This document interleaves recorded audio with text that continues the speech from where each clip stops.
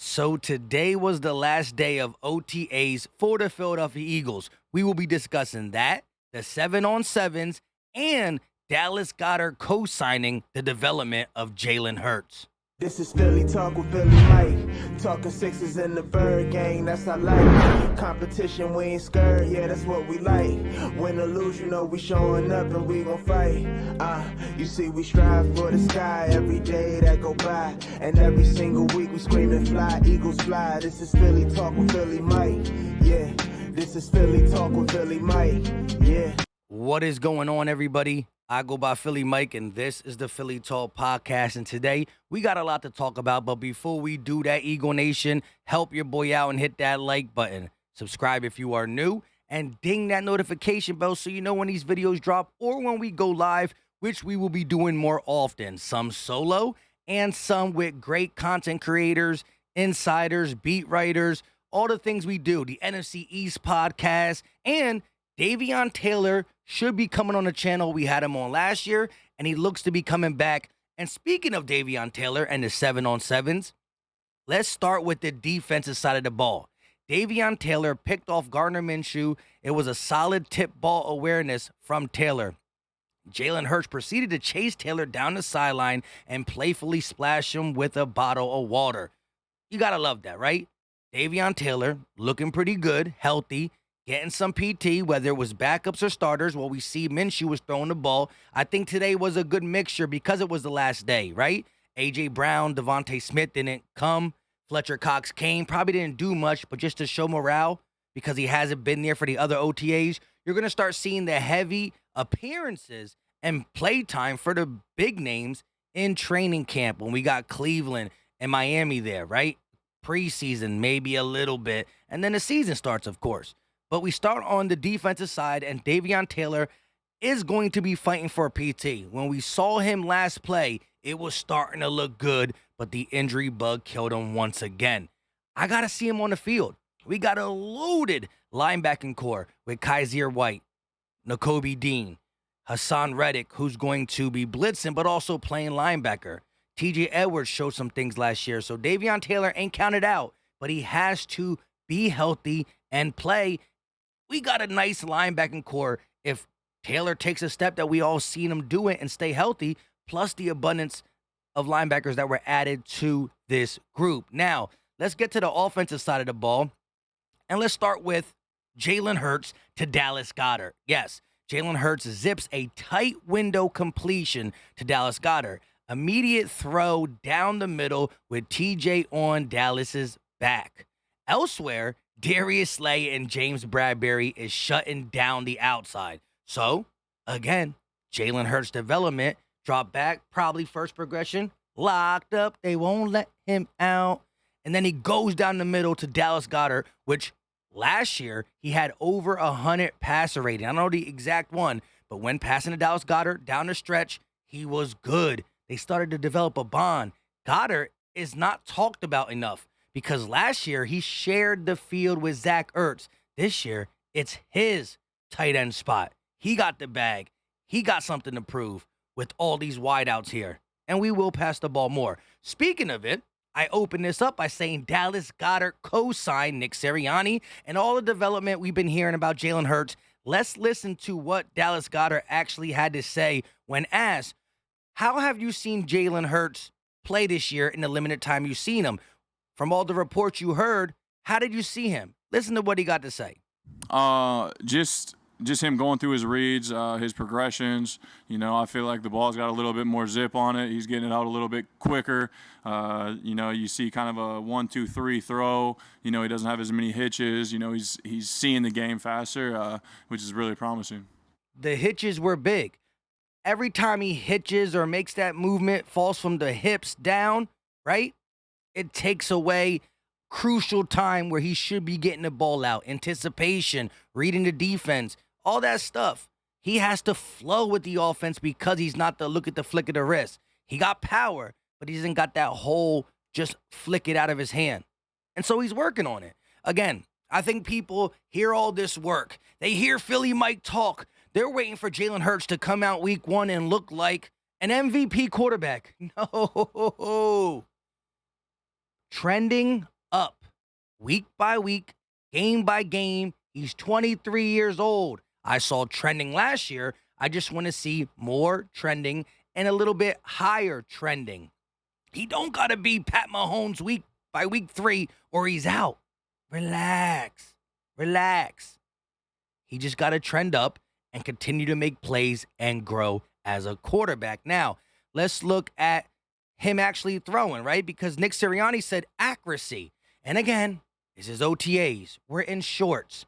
Sirianni said this. Goddard said that. I'm going to show you this play where he puts it out in front of Miles Sanders. I'm glad Miles Sanders extended his hands and caught the ball because he wasn't that lethal in the passing game last year. Hasn't been since his rookie season, to be honest.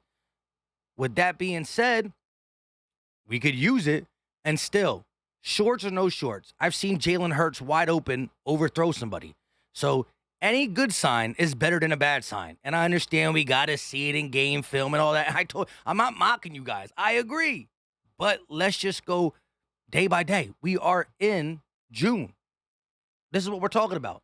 It's better than saying, oh, he hasn't been working that hard. It doesn't look like he's getting that much better. We're seeing signs. That's what we're talking about. But look at this play, something light. She's going to draw back. Look, 1, 2, 3. Boom. No hesitation. And Miles Sanders has to extend his arms. I like it.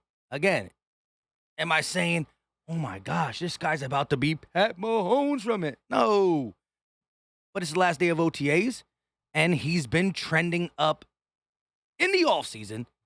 In OTAs, let's see training camp. That's the next one. So let's go to the next offensive possession. And Jalen Hurts unloads a 50-yard completion to John Hightower for a touchdown. Hightower beat the top of the defense and tracked the ball well in the end zone. Money. See, Josh likes to hype it up. Although he's a check mark and has the Eagle pass, he's a fan, just like we all are. With that being said, good to see Hightower tracking the ball. He hasn't been known to do that. It's going to be tough to make this wide receiver team now because we loaded. Where were you when we were needing somebody to track the ball? It is what it is. With that being said, I don't know who he beat. Was there backup corners in? Was it a zone defense? He just said he went over the top of the defense. He also says, right after that, if I could pull it up, right after that, the next immediate play, Hurts goes deep again, another 50-yard touchdown reception. This time, it was hauled in by Quez Watkins. Offense got off to a rough start, but Hurts just torched the back end on consecutive plays for scores. Hashtag Eagles QB1 celebrates with a dance. And I ain't mad at it. Again, they're having fun. They're in shorts. Is this me saying that, I'm giving people flowers for sure. Flowers everywhere. But this is all you could do in June, right? Go off what the beat writers say. Go off what you think has been transpiring in the offseason. All I know is this. The Eagles were not believed in at all last year. They were predicted to go 4 wins, 5 wins at the most. We got 9. Without being better like we are now, we got 9 wins. Did our schedule get any harder? Don't look like it. So we add the pieces we add. And I'm not going to go down the whole list. You know the list. Not 1, not 2, 3, 4, 5. Like 7 players that are going to impact the game. We added to a team that won 9 games with the same easy schedule. With a quarterback, a young wide receiving core, and a defense that have to be better. Why am I not going to be like, If I'm the Detroit Lions and I was trash last year and I added a lot of stuff, I'm excited, but I just don't know. If I'm the New York Giants, although I think they stink, I'm excited, but I just don't know. Because Brian Daboll, however you want to say his name, might be good. Their new GM might be good. Gettleman has been keeping that organization down for a long time. I wish the Giants kept them. With that being said, the Giants are looking like, ooh, we had a good draft. We got new stuff. Let's see. We had a good draft. We got new stuff. And we already made the playoffs. This is why, as an Eagle fan, you should be excited. You should expect double-digit wins. You should expect Jalen Hurts to prove if you don't believe that can take a step, he should be proving that to you this year. But not all in 1 week. Throughout this year, while we're winning football games and growing as a team. With all that being said, I go by Philly Mike. This is the last OTA. We might see some drills by the teams by themselves. Maybe they're in California warming up together, going over stuff. We'll discuss anything that comes out Eagle news related. Plus, live streams will be happening, breakdowns on the players in the dry months of July. But I think July 26th is the start of training camp. So it's June 7th, and we got to wait till July 26th. But you know, if you rock with your boy Philly Mike, we're going to be talking Eagles almost every day. When there's a will, there's a way, or a relative. Let me know your thoughts in the comment section, Eagle Nation. Channel members, get ready for the channel member live stream where y'all talk. I love and appreciate all the support we've been getting.